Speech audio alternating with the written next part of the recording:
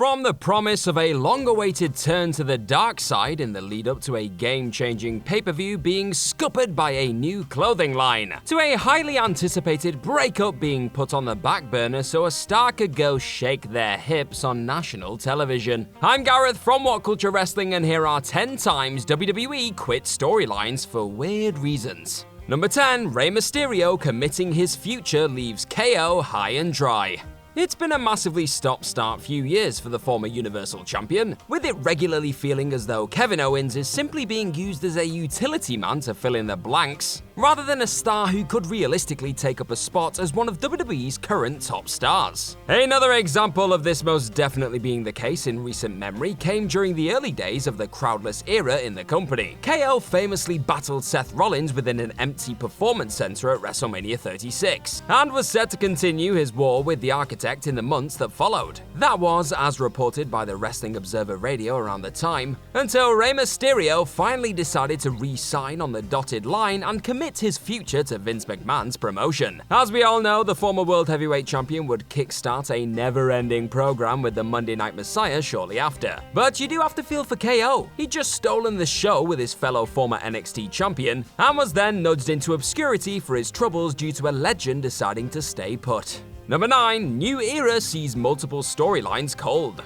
Remember that time Triple H, Vince, Stephanie, and Shane McMahon all made their way to the ring to usher in a new era for the world of WWE as we knew it? What a landmark game-changing moment that was for about a week. What many do forget about this failed attempt to pump some new life back into the dying products that were Raw and SmackDown at this time, though, was the fact that a number of proposed angles and storylines were actually dropped in the wake of the "You Were the Authority" pipe bomb. As Dave Meltzer of the Wrestling Observer would note, Alexa Bliss taking over from Baron Corbin as Raw GM, Paige's retaining of her role as SmackDown GM, and a story that would focus on the fallout of the Blue brand getting battered at Survivor Series were all shelved in favor of this general change-up being the new focus. Yet with WWE largely staying the same ever since, the reasoning behind their fateful canning looks a little bit strange in hindsight. Number 8, Kevin Nash is suddenly unfit to compete against the voice of the voiceless. Things took a rather unexpected turn during what was looking set to be one of the most compelling summers WWE have ever pumped into our lives, as a returning CM Punk overcame John Cena at SummerSlam and became the undisputed WWE champion. None other than Kevin Nash decided to rear his head and cost the voice of the voiceless his shiny belt. It all looked to be heading in the direction of an unlikely Punk vs Nash showdown at Night of Champions. But then something even more unexpected happened. Big Daddy Cool was suddenly deemed unfit to compete. Not because of his rickety knees, mind. No, instead, Nash was told to sit this one out because he was on anti-stroke medication, despite the fact that WWE were made aware of this coming into the angle. Nash ultimately got himself off the medication long enough to be passed fit by the company. But by then, it was too late. He was thrown into a battle against Triple H at TLC 2011 in the end, with the once intriguing concept of the former NWO man battling the hottest star in the company, now dead and buried. Number 7, K-MART cost us a John Cena heel turn. Though we do get to enjoy an industry that does regularly gift us dream moments and matches seemingly by the year,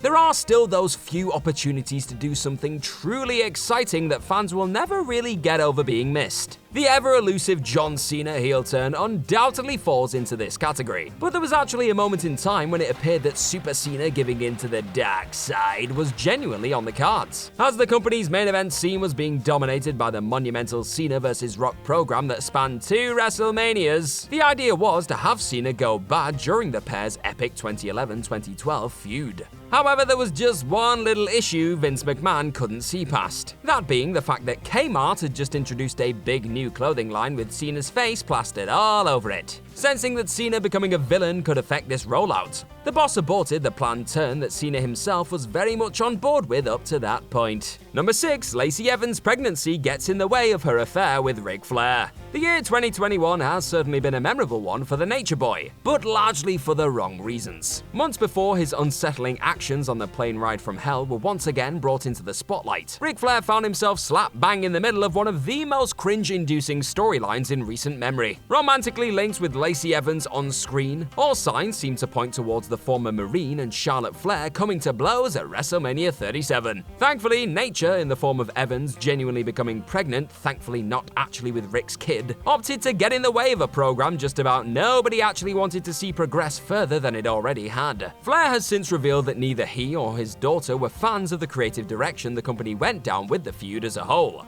To make matters worse, the Queen wound up missing Mania altogether in the wake of this sudden change of circumstances, again proving that the company really had too many eggs in this peculiar-looking basket. Number 5, RUSEV'S championship quest is nixed for JINDER'S journey. The experimental period that regularly follows Mania season has been known to throw some rather strange scenarios into the WWE landscape. However, it has often opened the door for largely underutilized fan favorites to seize their moment further up the card too. That latter point appeared to be the case for Rusev, as the Bulgarian brute was thrown over to SmackDown during the Superstar shakeup, only to find himself seemingly on the cusp of a WWE championship match with Randy Orton, after stating in a personally recorded message that he wouldn't compete on the blue brand unless he was granted a title shot at Money in the Bank. The stage looked set for a strong Rusev main event push, yet that was never to be. Instead, reports stated that WWE were aiming to target the Indian market over the coming months. So Jinder Mahal was given the WWE Championship ball to run with at Payback a few weeks earlier instead. Any plans to have Rusev and Orton collide for the title were quickly binned off, and the former was nudged into a losing war with John Cena soon after. Number 4, Emelina wasn't delivering the goods in rehearsal. With the sheer amount of wacky, colourful, and sometimes downright disturbing gimmicks WWE have tried to get off the ground over the years, it comes as little surprise that not everything has quickly caught fire. Yet for the most part, said eventually culled characters have at least been given a chance to spread their wings in front of a live audience. However, in the case of former NXT star Emma, a long-awaited transition into the glamorous Emelina appeared to be dead upon arrival. After 17 weeks of vignettes built towards her fabulous premiere, Emelina simply trotted out in front of the Monday Night Raw faithful before quickly declaring that she'd be reverting back to her former Emma guise. In truth, WWE had decided to back out of the gimmick after it was reported by Pro Wrestling Sheet that, after multiple rehearsals, she couldn't pull off what they were looking to accomplish. That it took the company a whopping 17 weeks to figure out that Emma wasn't the right fit for the character is strange enough. But the fact they continued to promote the character regardless still makes for a seriously odd decision to this day. Number 3, Bray Wyatt refusing to play ball leads to demand on top. The drama and all-round mystery surrounding the shocking departure of Bray Wyatt from WWE earlier this year is still being unpicked by wrestling fans today, with the performer himself largely keeping hush on the subject. However, former WWE writer Freddie Prinze Jr. did offer to shed some light on the series of events that could have ultimately played a major part in the star ultimately falling out of favor with the boss. Speaking on the Ringer Wrestling show, the Hollywood actor revealed that Wyatt's infamous squashing at the hands of Goldberg was likely down to the star being not willing to play ball, and not doing things the way the company wanted at that time. Whether that means not performing to their standards or simply wanting to head in a different direction creatively is still up for debate, yet it remains clear that WWE just weren't willing to double down on Wyatt as their next top star, which eventually led to his widely expected clash with Roman Reigns over the top strap at Mania 36 being scrapped too. Number 2, Charlotte Flair's breast implant surgery kills a feud with Asuka. It should have become abundantly clear by now that an awful lot of storylines and angles were switched up on the fly for a whole host of peculiar reasons in and around WrestleMania 36 season. But it wasn't just the global health crisis forcing unexpected shifts in direction for Vince McMahon's company. After going on a tear in the wake of prizing the NXT Women's Championship from Rhea Ripley's hands in front of,